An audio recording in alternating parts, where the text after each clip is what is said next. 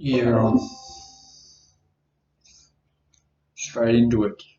Um, I've been having some serious uh, doubt about how I should go about utilizing YouTube in a therapeutic sense.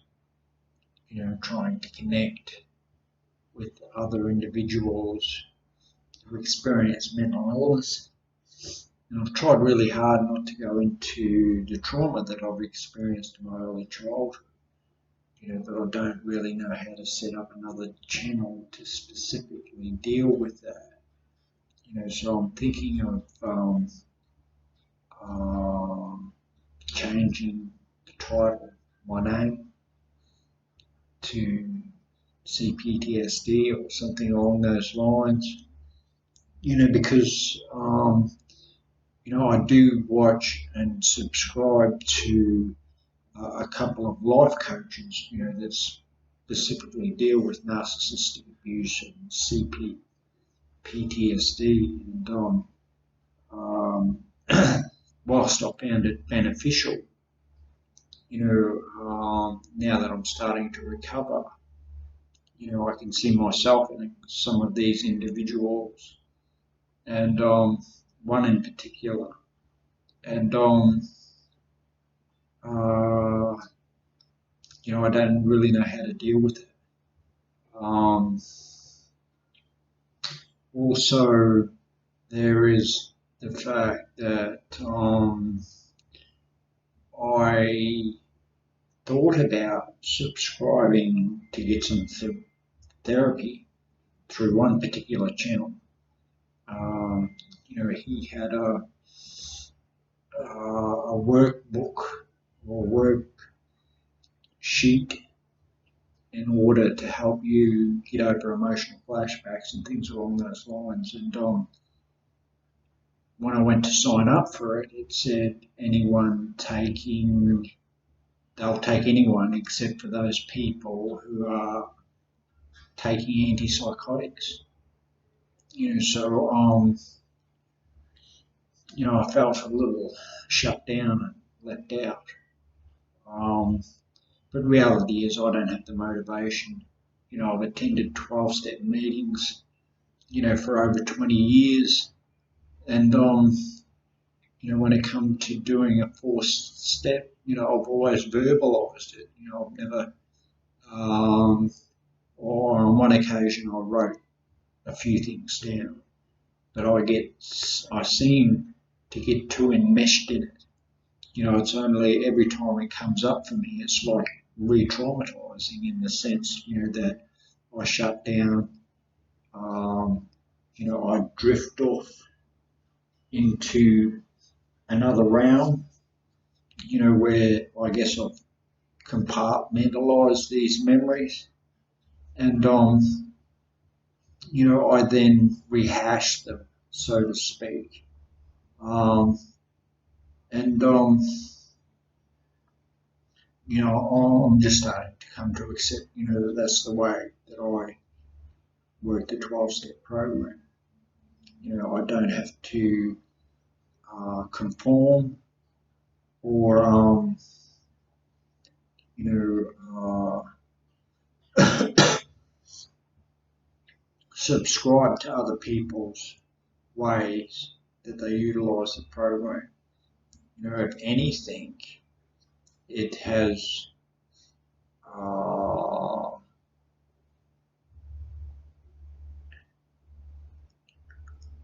complicated, an already complex issue, in the sense that,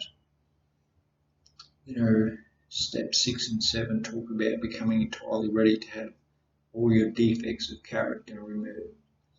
And 7 says humbly ask him to remove your shortcomings. I've looked it up online, and it says step 6 is just about your attitude, and step 7 is about your behaviour. For me, being somewhat intellectual, I thought that I could analyse my defects of character and therefore cleanse and purify myself but in reality, I've found it cathartic to act out on defects of character, to actualize them instead of, dwelling upon them in another realm, where I guess I feel I have license, to feel feelings and emotions. For a long time, um, when I try and interact with others, I do so from a place of detached neutralism. And I used to get teased about that as a kid from adults. You're neither here nor there. So um, that's how I coped with conflict, so to speak. So um, I realised, this is just a bit of a ramble, but I don't feel high, for which I'm grateful. I've just taken my medication, um, and I'm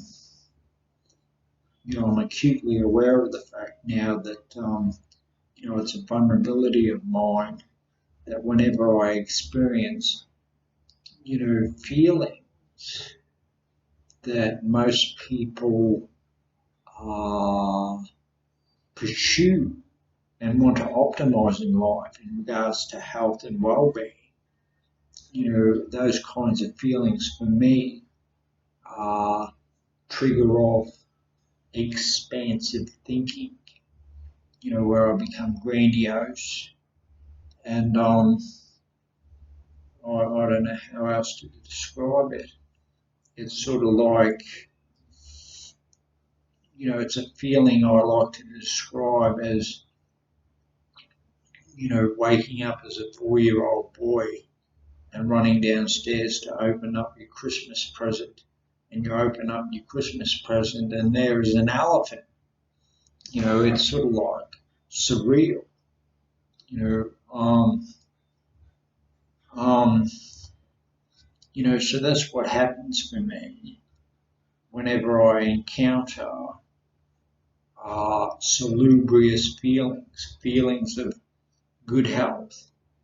I have a cognitive bias towards pleasure, and I think that's why I take antipsychotics. Because once I start to regale in that uh, divinity, I become psychotic. And antipsychotics just reduce the amount of dopamine, or this one I'm on does, that gets to you, that hits some synapses or whatever, so it decreases the amount of pleasurable, um, the pleasure chemical in your brain, because, when I'm deluded, it's like I've transcended to heaven. Not that I thought of it along those lines, but I start to feel gleeful and magnificent, and I delude myself into thinking that these kinds of feelings should be eternalized forever and a day. And now that I've been on medication consistently for the last 3 years, you know, um, for the first time in my life, I'm starting to get a sense of what being grounded in reality is all about. And because I've never known uh, what normalcy is all about, you know, and I think, the more I delve into my own libelous nature, the more I see that, in other individuals, and it frightens me to a certain degree. I'm the one that's meant to be mentally ill. But when you see people, who are experiencing normalcy, because in my own imagination, I can envision and sense what that capacity would be like. And in regards to love, health, and well-being, and um,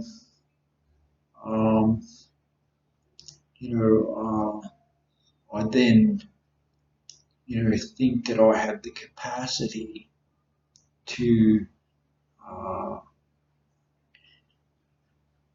uh, fulfill that. And you know, if you haven't noticed by now, I'm somewhat quiet and subdued. Uh, when I am in my true self, so to speak. So yeah. Now that I can't remember what I've been talking about for the last 11 minutes.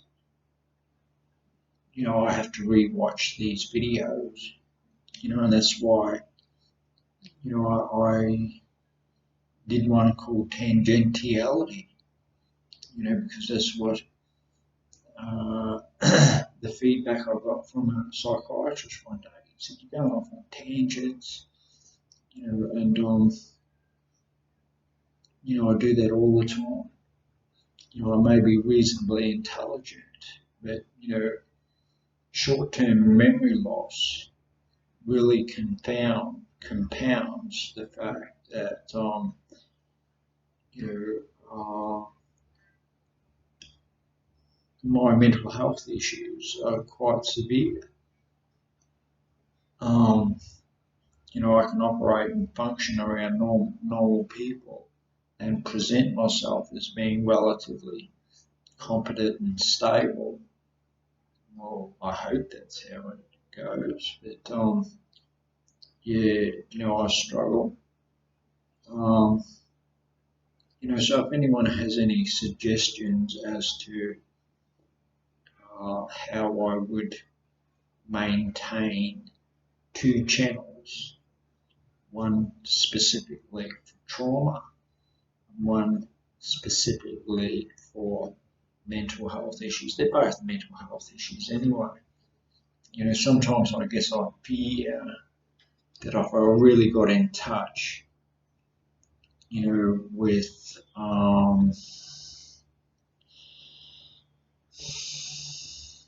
or if I really let go, then what I fear is exposure. Um, um, and yet here I am on a public forum. So uh, yeah, I guess as much as I've despised politics, to survive in the public arena, you need a little bit of gamesmanship. And, I guess I've just got to assert some boundaries, not act out. And, if I do become a little unscrupulous or rancid, then own up to that. There's a part of me, whenever I make a mistake due to the trauma and abuse that I experienced in my childhood, I fear that it could be fatalistic. And it's like, we've got to do a fourth and fifth, and I think that's nonsense. I do think some people become like machines, that have been through the 12-step process. It's not natural. And that's an issue I have at the moment. Do I keep attending or do I fuck it off? Because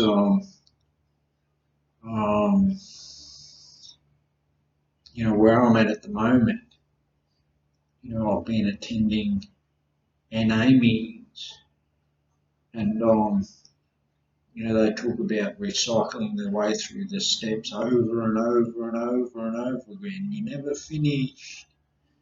How many spiritual awakenings do you want? I've become really aware over the course of the last 8 weeks that I have thoughts with a certain degree of affect attached to them. It's like $1 million ideas.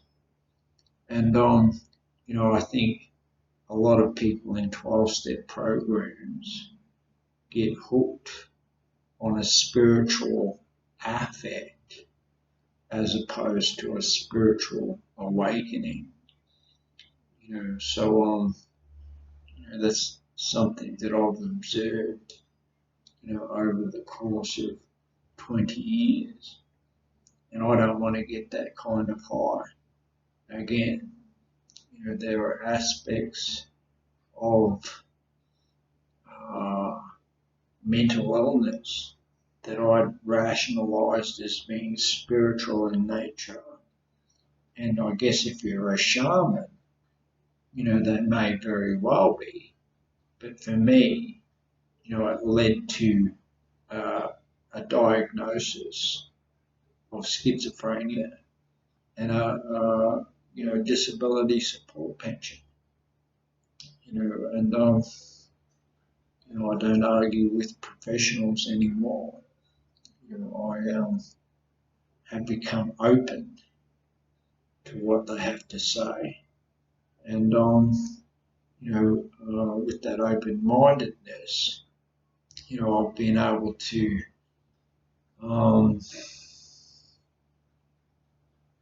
learn what it is to be grounded in reality, not as a social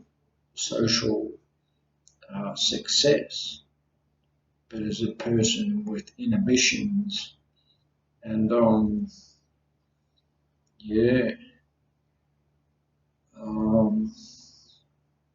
is easily disturbed. So it's a bit of a rave, but like I mentioned, my short-term memory loss is poor. I can give the appearance that I'm capable, strong, and self-sufficient, but in reality, that's all just a guise, because I am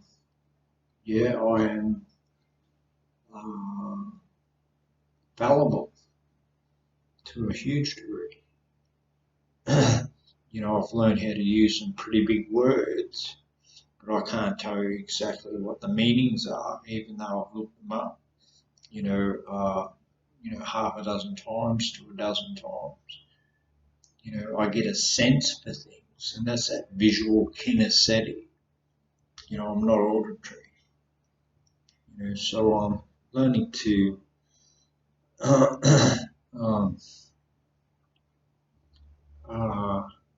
reach my full potential with the limitations that I have. And, I think, I'm still hopeful that I can lead a pretty good life, even though I do have, those hidden wounds, so to speak, and hidden damage. I qualify, for a disability support pension. So I'm beginning to wonder, extreme, extreme wondering. So I'll leave it at that. Ciao.